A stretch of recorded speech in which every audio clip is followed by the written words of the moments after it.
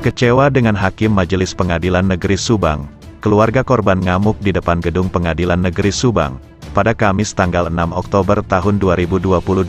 Hal tersebut dikarenakan Majelis Pengadilan Negeri Subang menggelar sidang secara offline dengan menghadirkan terdakwa perkara kekerasan seksual terhadap anak di bawah umur. Terdakwa adalah oknum ASN Kantor Kementerian Agama Kabupaten Subang, yang juga pimpinan di sebuah lembaga pendidikan berbasis asrama di Kalijati berinisial DAN. Istimewa ya, cuma duit. Udah kelima gelo, tak sekali.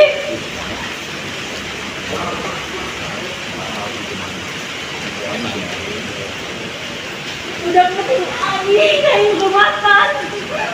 Istimewa ya sudah. Udah tahu, udah kayak ini. Kalau online offline. Pasalnya hal tersebut tak biasa dan apa urgensinya. Sementara dengan sidang offline jelas-jelas malah berdampak pada psikologis para saksi yang notabene adalah masih anak di bawah umur, sehingga membuat mereka ketakutan dan bahkan ada yang sampai menangis saking takutnya untuk memberikan keterangan di hadapan mantan gurunya tersebut. Artinya saksi tak bisa leluasa atau merdeka dalam memberikan kesaksiannya.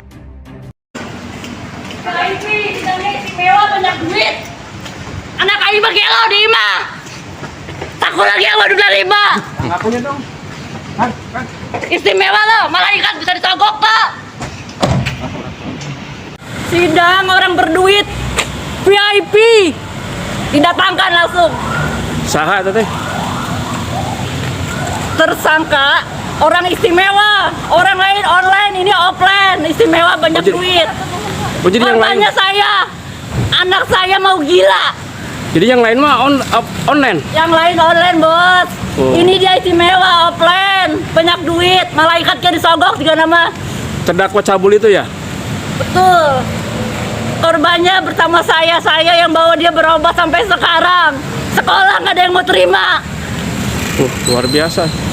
Tanggapannya luar biasa nih. Luar biasa Indonesia. Ada duit, keadilan hanya dimiliki orang duit, punya duit, barang tak bawa. Sementara itu Kepala Bagian Humas Pengadilan Negeri Subang Rudi Hartono, menyatakan permohonan maafnya terkait insiden tersebut dan akan dijadikan bahan evaluasi ke depannya. Seperti diketahui sidang dengan terdakwa DAN ini merupakan sidang yang kesekian kalinya dan sidang akan digelar minggu depan dengan agenda pemeriksaan terdakwa. Berterima kasih juga lah sudah mau memberikan informasi ini kepada kami. Kami nanti akan segera cross check kebenaran itu. Sebenarnya apakah memang terjadi satu buah insiden yang sebetulnya tidak perlu terjadi lah ya, begitu ya.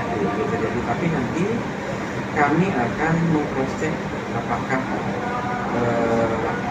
situasi kondisi yang disampaikan sama Kapolsek ini apakah karena kebetulankah atau memang karena ada permintaan atau dibuat persidangan ini memang sesuai dengan KUHP. Nanti kita akan segera cek. Pasti saya punya keyakinan majelis juga tidak mau sembrono ya, tidak mau sembarangan lah gitu menentukan kondisi apabila dianggap misalnya pihak ataupun yang berperkara merasa terintimidasi atau biasanya kalau persidangan itu ditanya sama orangnya apakah ini misalnya kalau ini terdakwanya dihadirkan biasanya ya terdakwanya di pinggirin dulu. Seperti diberitakan sebelumnya, sang oknum ASN di Kantor Kementerian Agama Subang dan pimpinan pondok pesantren ini diduga mencabuli korban yang juga santriwatinya lebih dari 10 kali. Modus operandi pelaku saat melakukan aksi bejatnya mengajak korban yang kini berusia 15 tahun untuk mendapatkan pelajaran khusus. Setiap memperkosa korban, pelaku selalu mengatakan anggap saja perbuatan bejat itu sebagai pelajaran agar mendapat ridho dari guru.